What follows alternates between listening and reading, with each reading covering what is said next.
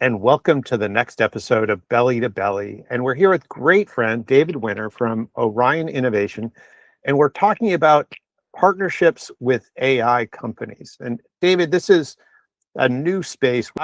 We've seen these massive cloud ecosystems develop with kind of all the big SaaS companies. What does this mean?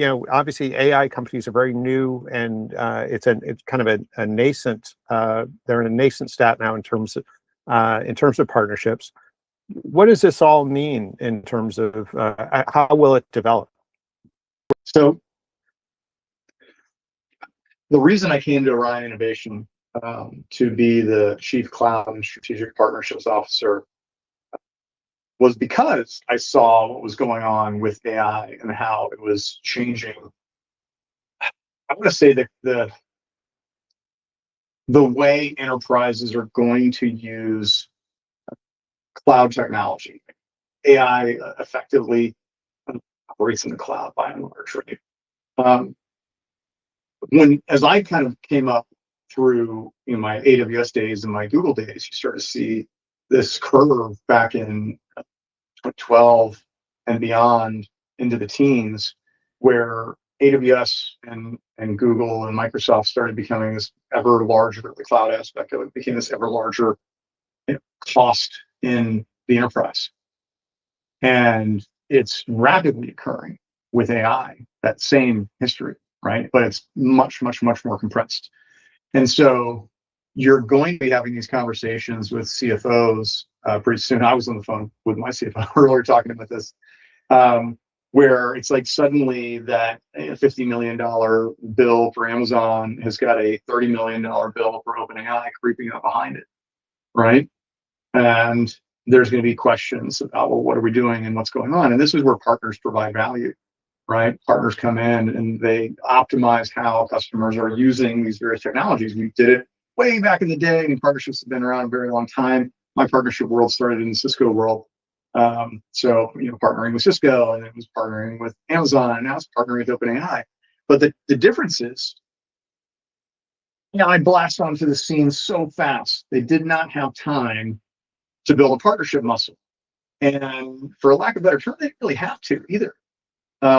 This is the most successful product-led growth thing that we've ever seen in our lives, besides the internet, I guess. And so it's been challenging for SIs, maybe a little bit less for ISVs that get to go use AI to build novel tools for the enterprise. But to come in and consult, but have that partner standing right behind you. You come in and consult with Amazon, you got Amazon right behind you. You come in and consult Microsoft, Oracle, fill in the blank, you've got them standing right behind you. That hasn't happened yet with AI, right? When you go and say, we do OpenAI, we do Anthropic, well, show me your partnership. Well, they don't exist yet, right? You and I were just talking a minute ago that February 23rd, yesterday, they announced some really big, OpenAI announced some really big partnerships with the likes of Accenture and Boston Consulting and McKinsey. And that's great. And those are well-known names, but there are thousands of SIs across the world that don't yet have those partnerships. And my position is this will continue to accelerate. Q3, Q4, 2026, those gigantic frontier models will, for lack of a better term, get their heads screwed on straight. They will have built version 1 of their partnership models, right? It'll start to look a lot like what we're familiar with. But our challenge right now is being in the right place at the right time in Q3 or Q4 to take advantage of them while balancing our cloud partnerships that have been our bread and butter. I say our in the royal hour of SIs and such, and figuring out how they play together. Gotcha. So kind of the idea, at least what I'm hearing from you, is the OpenAIs and Anthropics aren't yet ready for kind of mid-tier partners. And so certainly until that happens, continue to focus on your strong SaaS ecosystem partnerships, but keep one eye open for the opportunity to build relationships into some of these large AI enterprise Well, companies? I'll fine tune that a little bit, Mm. specifically with your large cloud partnerships, right? Break them down, right? You've got Microsoft, they have AI Foundry. That's your pathway to multiple models behind Microsoft, but your revenue flow goes through Microsoft. So when you as an SI get to go help a gigantic healthcare system, they want to deploy AI, great, you know how to do it, you know how to help them. You're not going to get someone from OpenAI to show up at the door, but you can get someone from Microsoft to show up at the door. You can build this entire platform on Microsoft. On the back end, it can consume Anthropic, it can consume OpenAI through AI Foundry. The same thing with AWS and Bedrock, right? So you have these partners, you know the direction that the revenue is going to flow. And these partners do, and I think in the future will continue to provide valuable tools that the frontier models are not yet providing, right? Everything that AI Foundry does, what Google Vertex does, what Amazon Bedrock does, are amazing add-ons and functionality that the enterprise really needs to control the adoption of AI. Yeah. So there are a couple of sort of legacy SaaS partner ecosystems that are already available for entry into AI partnerships. Is it kind of, if I were going to translate? Yeah, that. I mean, I wouldn't call Amazon or Google or Azure legacy SaaS. I just right? know they've been there for they've been there, and they will continue to be there, right? Yeah. Because the frontier models provide inference, Yep. right, to the enterprise. By and large, the enterprise isn't out there doing as much training right now. We're largely talking about inference. They provide that inference, that raw, pure Yep. pipeline of inference. They want it fast. They want it to be the best model possible, or fast and the most effective model possible for the right job, for the right task, and things of that sort. But the Bedrocks and the Vertexes and the AI Foundries are the ones helping the enterprises to get there. So I think you're going to continue to see really strong partnerships between the frontier models and the clouds and the enterprise. In some cases, we will start to see partnerships between very large enterprises, Disney and OpenAI, Ford, OpenAI. Of course, we're going to see those direct partnerships, but there's a lot of companies out there in the world. And as soon as we start thinking about, international, right? And how are we as SIs, how are we helping customers in LATAM? How are we helping customers in the Middle East? How are we helping customers in India adopt these clouds? The number of types of companies that would have that direct relationship with an OpenAI versus their local relationship with their cloud provider starts to vary. So for the foreseeable future, when someone comes to me, when my CEO comes to me and says, "What is our AI strategy?" I said, our AI strategy is leaning in stronger with our cloud strategy, right, for AI. Yeah. And so let's maybe play the movie forward, that to the third quarter, fourth quarter, when the frontier AI companies are beginning to go a little bit wider with their partner ecosystems. What's the strategy to begin to get into those networks? What would you suggest in terms of how do you do it?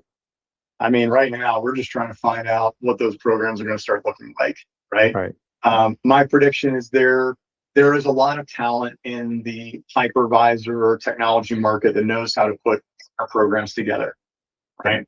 So whatever partner program starts to form up is going to look like it's got 3 tiers. It's going to look like it has competencies. It's going to look like it has both marketing benefits and some sort of other financial benefits for partners, broken down across SIs, ISVs, and something directly for customers. This is not going to be rocket science. That said, the marketing side of it is going to be very important, right? What kind of money are these partners going to put in, and how are they going to collaborate with the clouds who are putting the same money in, right, for that same token? It's just, is the token passing through Amazon to get to OpenAI? Is the token passing through, Microsoft to get the Anthropic?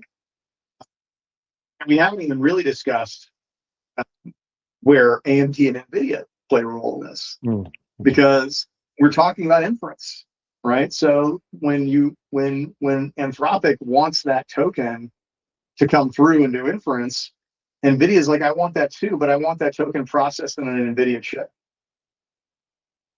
AMD wants it processed on an AMD chip. Intel's coming out with their own, chips, and all these data centers, they have all the different chips, right? So you're trying to now redirect, like, what's the benefit to getting to my Opus 4.6, but making sure that inference got processed on an NVIDIA chip. So there's even like a hardware manufacturer layer that we have to think about when we think about AI partnerships. And I think the same situation is that hardware manufacturers like NVIDIA were not built for the SIs that 10 years ago were selling Cisco gear, right? That 5 years ago were selling cloud consumption. And I think we're going to see that pivot as well. But as we get into it, I think maybe one of the most important things is going to be what I was talking about a minute ago. Is when I'm talking to a customer, I want the customer either directly see the frontier model provider behind me nodding their head, or at least I want to be able to bring my badge that says I am a confirmed partner with Anthropic. My company had to prove certain things, which is very standard in partner networks, that we are competent, that we have customers that will say positive things about us when we're not in the room. So I'm eager to prepare for those things. So when the doors open, here's my case studies of the work we've already been doing on Anthropic. Here's my 100 engineers that have already been doing work, and put whatever competency you want to put in front of them. We'll knock that out immediately. And ideally, the winners are the ones who are going to get in before it's publicly announced, right? Yep. The launch partners. That's what we're really. And right now, the partnerships they're making, I don't think are for the mid-market SI like you were talking about. They're for the Boston consulting groups, the McKinseys, the Accentures. There's a dollar value associated with the enormity of those partnerships that I don't blame Anthropic and OpenAI for going after those first. But quickly, when they look at the entire population of mid-market SIs, they're going to put something together for us. Yeah, no, that totally makes sense. This has been fantastic, David. And just so our audience has a little better context to your comments, can you tell us a little bit about Orion Innovation and what you do? Sure. So Orion Innovation is a mid-market software development organization. So we've got about 6,000 software developers worldwide. We work across multiple countries. We work across multiple industries, most notably the financial sector, the telecom sector, and what we call the professional services sector. So this is your kind of tax, audit, legal, law firm type sector. We do projects that range from new product development, long-term product maintenance, to application modernization. We're an Amazon partner, we're a Microsoft partner. We do big data projects, right? Data consolidation projects, bringing things onto Microsoft Foundry. So we've kind of grown through merger and acquisition over the years. I wouldn't say too many people know who Orion is, but I think that's great because we're the silent operator. And in this world where the very large organizations that have 100,000 developers, right? They may find themselves in a situation where the up-and-comers, right, the ones that are a little bit more nimble, like a 6,000 person software development company, that's leaning heavily into bringing Claude code into their development stack, that's leaning heavily into their Amazon partnerships, into their AI partnerships, is able to offer a different sushi menu of options to customers that the much larger organizations are not. And I think this is the right time for all of that chaos for us to be able to find some additional business, bringing the right partnerships, aligning ourselves the correct way, and going back to that, just because you've always done something the same way doesn't mean it's the right way to go do it mentality that's going to bring Orion a little bit more business. Absolutely. Well, thank you for taking the time today, and looking forward to seeing you on April 2nd in New York at the Partnership Leaders event. I can't wait for it.